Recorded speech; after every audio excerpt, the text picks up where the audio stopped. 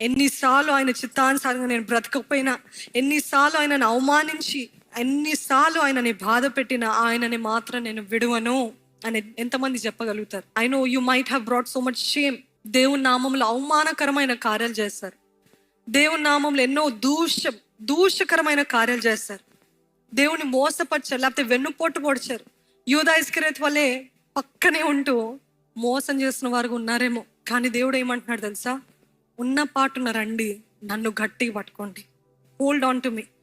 దేవుడైతే మనల్ని ఎప్పుడు పట్టుకుంటాడు? ఆయన వాక్యం తెలియజేస్తుంది, నిన్ను నేను ఎన్నడూ విడువను ఎడబాయని అన్నాడు దేవుడు. ఆయన పట్టుకునే అన్నాడు. కానీ మీరు పట్టుకుని అన్నారా? యేసేని గట్టిగా పట్టుకుంటారు. యేసే నేను అస్సలు విడవనయ్యా, నిన్ను విడవనయ్యా, నేను ఎడబాయనయ్యా, నన్ను క్షమించయ్యా. ఈ అవమానాలు బట్టి, ఈ సందేహాలు బట్టి, ఈ కార్యాలు బట్టి నేను ఎంతగానో బాధ పెట్టానయ్యా, కానీ I will hold on to Jesus. యూదా ఇస్కరియోతు ఆ సైనికులతో, ఆ యాజకులతో చెప్తున్నాడు, ఆయనని గట్టి పట్టుకోండి. ఎవరినైతే ముద్దు పెట్టుకుంటానో వారిని గట్టి పట్టుకోండి. ఈరోజు మనము ఆయన నుండి, ఆయన ఒకవేళ కుళ్ళుబోత్తనముతో, లేకపోతే ఈ మత్సరముతో, లేకపోతే చేదుతో ఆ మాటలు అన్నాడేమో. కానీ ఈరోజు మనం ఏం చెప్పాలి తెలుసా? యేసయ్యా, నేను నిన్ను ముద్దు పెట్టుకొని నిన్ను గట్టిగా పట్టుకుంటానయ్యా. ఆమేన్.